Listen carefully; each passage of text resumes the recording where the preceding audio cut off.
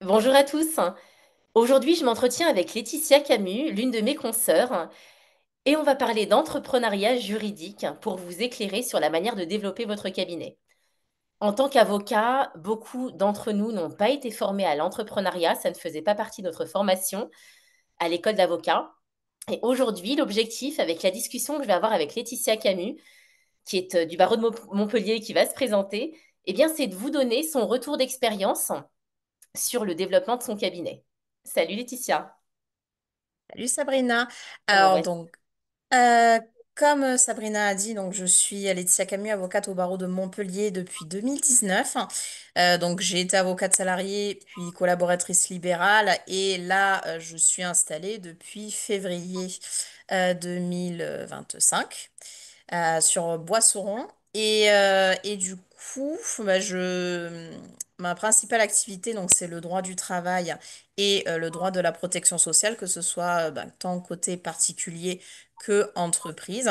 Et j'ai également des activités en parallèle en tant que avocate généraliste pour d'autres sujets, que ce soit du droit locatif ou encore du droit de la consommation. Ok, super. Alors, tu peux nous raconter, Laetitia, le moment où tu as basculé de la collaboration à ton installation qui est assez récente, tu le disais. Est-ce que tu peux nous dire quel a peut-être été le choix que tu as fait de t'installer? Est-ce qu'il y a eu un événement particulier ou ou est-ce que c'était un choix que tu as anticipé et préparé en l'occurrence? Et quels ont été finalement les moyens pour toi de développer ton activité? Alors, ce choix de m'installer, c'était progressif.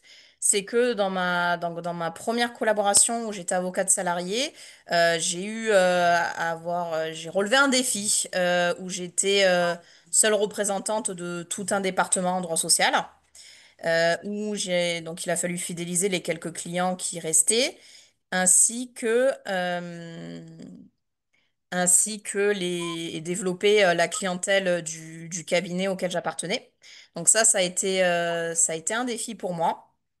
Et c'est comme ça que m'est venue l'idée de faire mon activité seule parce que dès le plus jeune âge, on va dire, j'avais 6 mois de bar quand ça m'est arrivé.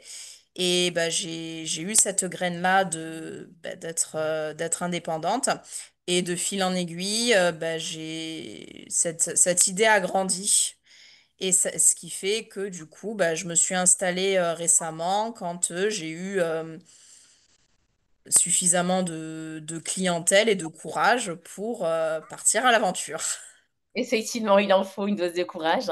Et justement, quand tu disais, quand j'ai eu suffisamment de clientèle, est-ce que tu as un chiffre en particulier? Est-ce que tu avais en tête quelque chose, peut-être un montant de chiffre d'affaires ou un certain nombre de clients à avoir avant de te lancer officiellement en t'installant? J'avais pas forcément un objectif de chiffre d'affaires, pour être honnête. Et, euh, Et c'est vrai, bon, il y a eu aussi une concordance d'événements où, on va dire, on s'était mis d'un commun accord dans le cadre de mon ancienne collaboration pour dire que nos chemins doivent se séparer. Donc, mais j'avais quand même pas mal de clientèle que je développais depuis ma dernière collaboration. J'étais à temps partiel. Justement, l'idée, c'était de développer mon activité à fond. Et c'est dans cette collaboration-là que je m'étais inscrite à Avocat Juste. Ah. C'était dans cette période. Et pour développer mon activité et avoir... Enfin, je suis partie, on va dire, avec une vingtaine ouais, entre 10 et 20 dossiers en cours, quoi. Super, ouais, donc ça a été progressif. Moi, j'en comprends que tu as vraiment anticipé. Tu as pris les choses en main entre les deux périodes, entre la collaboration et ton installation. Et tu parlais du fait de ton inscription sur Avocat Juste. Ça, donc, tu l'as fait en cours de collaboration, Oui, donc en anticipation de ton installation. Super. c'est ça. Et justement, est-ce que tu peux nous dire dans quel état d'esprit tu étais au moment de la fin de cette collaboration, au moment de ton inscription sur Avocat Juste, quelle crainte tu avais? Alors, avant Vocajus, j'étais déjà inscrite sur une autre plateforme Hmm. et qui m'avait absolument pas donné satisfaction parce qu'il y avait strictement aucun... Enfin, c'était vraiment du tout venant. Et ça donnait vraiment l'impression que l'avocat, c'était vraiment un prestataire qui devait être un peu à la merci du, du client, du particulier. Et j'ai pas forcément apprécié cette démarche-là. Et c'était pas une agence c'était pas un site de mise en relation uniquement dans le domaine juridique, mais c'est là où on Ah, pouvait trouver son plombier, son oui. électricien et tout ça. Mhm. Et ça m'a pas plu du tout. Mais du tout, du tout. D'accord. Donc, du coup, je suis partie, j'ai vu Avocat Juste et ça m'a permis de partir de là. Et Avocat Juste, c'est vrai que, ben, au moins, il y a une on va dire, il y a une on peut développer une meilleure relation clientèle parce que, ben, il y a un peu plus de cadre. Et tant du côté de l'avocat, on va dire de faire déduire ses honoraires de l'acte enfin, du dossier qu'on lui confie. Donc pour établir un équilibre en fait entre l'avocat et le particulier qui vient nous consulter. Oui, je Et rappelle juste, Laetitia, je rappelle effectivement pour celles et ceux qui ne savent pas que chacun des confrères et chacune des consoeurs référencés sur Avocat Juste s'engage à déduire le montant de la première consultation du montant des honoraires de traitement du dossier, comme vient de le dire Laetitia. Ça permet vraiment d'attirer des prospects qualifiés qui sont dans une démarche très sérieuse et qui donnent de la valeur à la prestation intellectuelle plutôt que de proposer des premiers rendez-vous gratuits d'avocats qui n'attirent que des personnes qui ne sont pas sérieuses selon moi. c'est exactement là où je voulais en venir en fait. Ok, Et aussi bah, des personnes qui posent des lapins clairement. Voilà. Ah oui, la personne Donc, s'engage quand elle paye et effectivement, c'est de la relation client améliorée, donc ça me fait plaisir de l'entendre. c'est ça. Ok, intéressant. Et justement, tu m'as dit à un moment donné, donc être passé d'un autre site vers Avocat Juste, comment tu as eu connaissance de l'existence d'Avocat Juste? Sur LinkedIn. Ah, C'était sur d'accord, LinkedIn. intéressant. Et c'est marrant ce que tu disais parce que tu me parlais du site que tu utilisais avant, qui mixait un peu les prestataires de plomberie, d'électricité et d'avocats. Et c'est marrant parce que récemment, j'ai eu un confrère qui m'a parlé même d'un site sur lequel il était inscrit, qui était un site dédié à la voyance, à de la voyance. Et qui propose aussi, sachant que les personnes ont des problématiques à gérer quand on va voir un voyant, et qui propose aussi une liste d'avocats référencés. J'ai trouvé ça incroyable. Donc, comme quoi tout est possible sur n'importe quel site. Et c'est vrai que quand même, enfin voilà, si j'ai créé Avocat Juste, c'est important pour moi en tant qu'avocate et au bénéfice de mes confrères et de mes consoeurs de proposer un outil qui leur est dédié. Enfin, ça me paraît évident. Oui, parce que c'est pas chez le voyant généralement qu'on pense aller chez l'avocat, quoi. C'est... Ah Bah, ouais, non, disons c'est vraiment original. Alors moi, je trouve que c'est pas mal pensé parce que quand on va chez le voyant, c'est qu'on s'inquiète et qu'on a des problèmes à gérer. Donc je trouve que c'est quand même malin. Pour autant, enfin moi je me verrais pas référencée sur un site de voyance pour proposer Moi mes non services. plus. Pas non plus, hein. À la limite, quand on consulte un psychologue, Oui, je trouve que ça a un peu plus de poids. je suis d'accord. C'est un peu plus crédible, même Oui, si, bon, enfin, personnellement, je suis ouverte oui, à pas mal de choses. Mais, on va dire, en termes de crédibilité, oui. Non, je suis je d'accord. préférais me faire conseiller par un psychologue Oui, plutôt que par un voyant. oui. Oui, oui, Voilà. clairement. Après, c'est une approche totalement Mais différente. c'est une approche totalement différente. Je suis pas encore prête, moi, à ça. Donc, Ouais, voilà, moi, je dis toujours, chacun fait ses choix c'est d'aller ça. se référencer sur tel ou tel outil. Hyper intéressant. Alors, j'ai une question par rapport à justement ce que tu as apporté à Avocat Juste jusque-là. Est-ce que tu saurais me dire ou évaluer le montant de chiffre d'affaires que tu as généré, que ce soit grâce à des rendez-vous clients, bien sûr, et à des dossiers générés que tu aurais obtenus, que ce soit pour de la rédaction d'actes, du CPH, effectivement, que tu traites, ou de la CPAM. Alors, en termes Approximativement. de quantité de clientèle, j'en ai pas eu énormément. D'accord. J'ai dû en avoir peut-être une dizaine, je Oh, dirais, depuis mon inscription. Ok, C'est en termes de qualité, oui, de clientèle, où là, effectivement, à chaque fois que ça passait par avocat juste, ça débouchait sur un dossier à mener jusqu'au fond. Et c'est là où, effectivement, ça rapportait plus, on va dire, en termes de dossiers, on va dire en termes de prospects convertis en clients. Voilà. d'accord. Donc en termes de En chiffre termes d'affaires, en termes de chiffre. sans forcément donner de chiffres, dans tous les cas, c'est rentable pour toi, selon toi? C'est rentable, c'est rentable en fait en termes de, oui, en termes de conversion prospect-client, parce que c'est exactement ce qu'on a dit tout à l'heure, c'est des clients de qualité. Oui, ok, super. Ouais, ils viennent là, ils sont dans une démarche sérieuse, super. Ouais. Ok, intéressant. Et comment justement, comment tu faisais avant, avocat juste, pour obtenir des dossiers perso que tu étais enfin, quand tu étais en collaboration, est-ce que tu en avais des dossiers perso? J'en avais quelques-uns. Bon, ça a commencé par les proches. Oui, Et, euh, et après, enfin, bon, après, quand je dis proche, tout est relatif, hein, c'est-à-dire Hmm.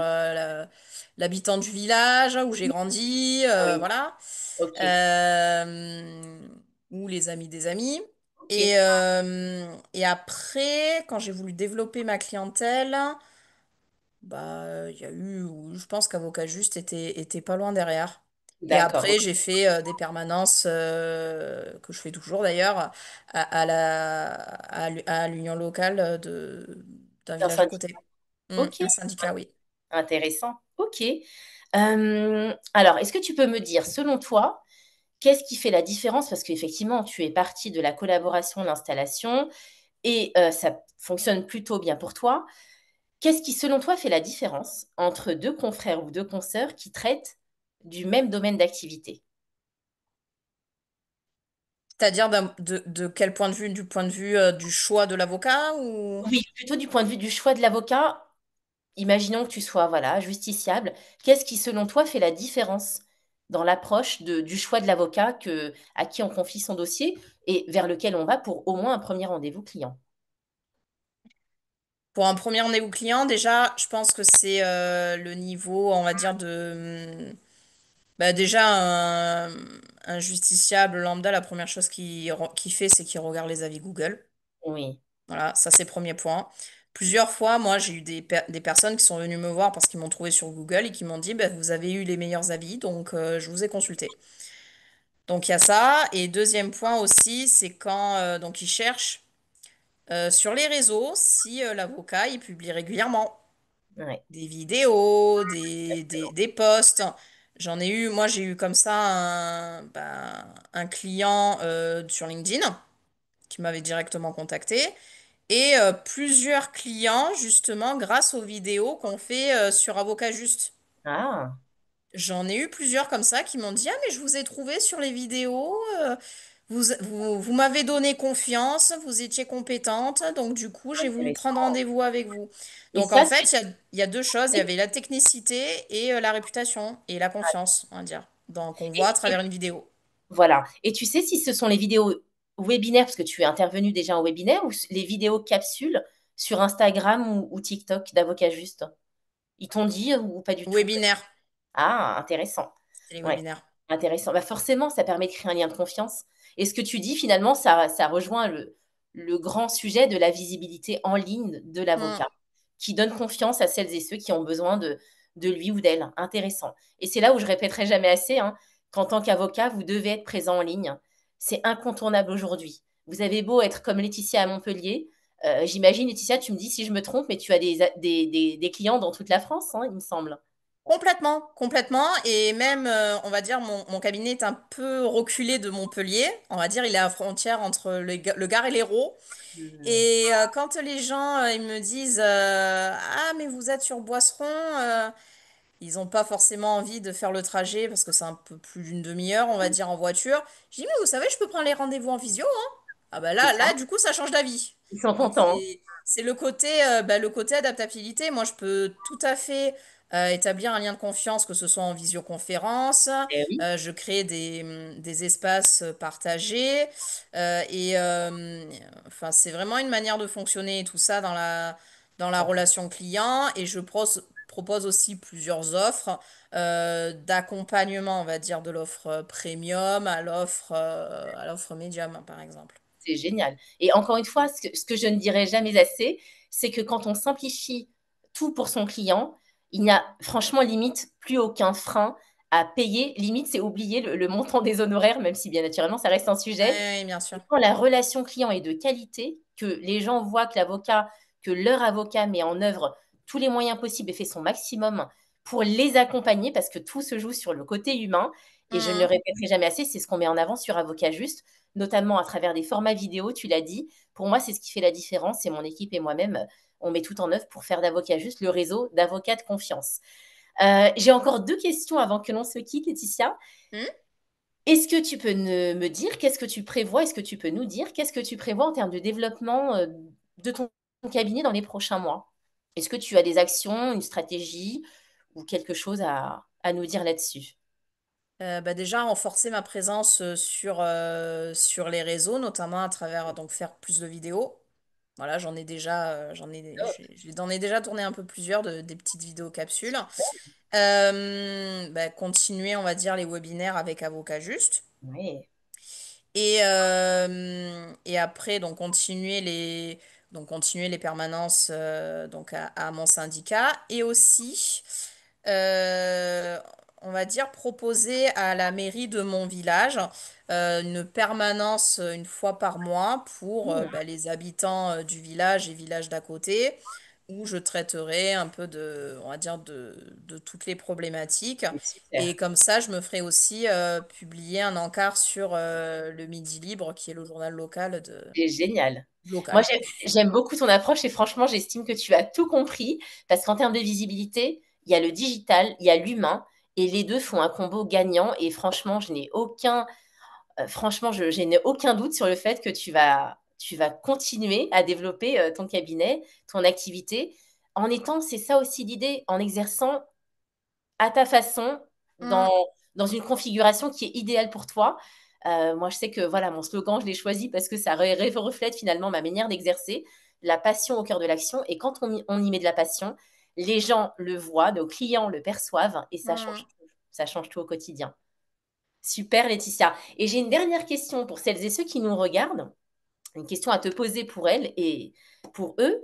Est-ce que tu as justement un conseil à donner à nos confrères et à nos consoeurs, une action peut-être pour leur permettre de développer leur activité, peut-être une petite action à effectuer dès aujourd'hui pour leur permettre d'être plus serein pour l'avenir? Je vois pas mal de confrères et de consoeurs raccrocher la robe et décrocher. Et forcément, ça m'embête pour elles et eux qui aiment leur métier, mais qui n'y trouvent plus de plaisir dans la pratique de la profession. J'aurais, on va dire, deux conseils. Le premier, c'est bah, se réfléchir à la manière dont on veut exercer le métier, parce qu'il y a plusieurs manières d'exercer le métier. Moi, personnellement, oui, j'ai failli raccrocher la robe en 2023. Et après un bilan de compétences, je me suis aperçu que non, la profession d'avocat, c'est ce que je voulais faire, mais que je voulais le faire autrement. Et du coup, donc réfléchir à si c'est vraiment, on va dire, si on peut pas faire, enfin, il y a mille manières d'exercer la profession d'avocat. Toi-même, tu en es le parfait exemple pour ce qui est à développer, donc développer avocat juste hein, et tout ça. Et il y a plusieurs manières d'exercer la profession. Donc, trouver la manière qui nous convient le mieux, c'est la beauté Hmm, la beauté de notre indépendance. clairement. Et deuxième point, c'est se faire entourer d'un réseau, d'un réseau de confrères et de consoeurs. Parce que ensemble, on va plus loin, on peut s'entraider et on peut se soutenir. Ah, c'est très important et c'est tout l'intérêt, et je te l'avais déjà dit, c'est tout l'intérêt de la création d'une communauté avocat juste. Et super ces conseils parce que c'est vrai que Il y a mille et une façons d'entreprendre au global et il y a mille et une façons d'exercer la profession. On n'a pas été formé à sortir un peu du cadre tel Mm, qu'on nous a montré l'exercice de la profession de manière traditionnelle. Et clairement, il y a encore beaucoup à faire pour que chacun exerce de la manière la plus sereine possible. Moi, c'est vraiment l'enjeu, je trouve, la sérénité. On n'a qu'une vie et c'est important de choisir le bon exercice professionnel et la manière idéale de pratiquer ce métier qui comporte pas mal de contraintes. Donc, il faut mm, alléger tout ça et le oui, plus possible la charge mentale. Et tu l'as dit, c'est tout l'intérêt d'Avocat Juste et je le dis, d'Avocat Zen. mm, C'est un outil qu'on est en train de développer avec mon équipe qui va permettre à la fois de mieux gérer sa relation client et de mieux gérer, je te l'annonce, Laetitia, de mieux gérer aussi ses interactions entre confrères. Donc, il y a pas mal de choses en perspective. Voilà, je vous en dirai plus à travers les différentes actualités que l'on va mettre sur les réseaux sociaux. Donc, suivez-nous sur les réseaux sociaux d'Avocat Juste. Suivez Laetitia également parce qu'elle est super pertinente également dans son approche de la relation client. Et je te remercie beaucoup, Laetitia, pour ton intervention. En toute transparence et en toute honnêteté, c'était vraiment ça l'idée. Et on se retrouve très bientôt, Laetitia, de toute façon, avec plaisir pour d'autres sujets. je t'en prie. Belle fin de Merci à journée à toi. toi. Bonne À fin de journée à bientôt. toi. À Au revoir. bientôt. Au revoir.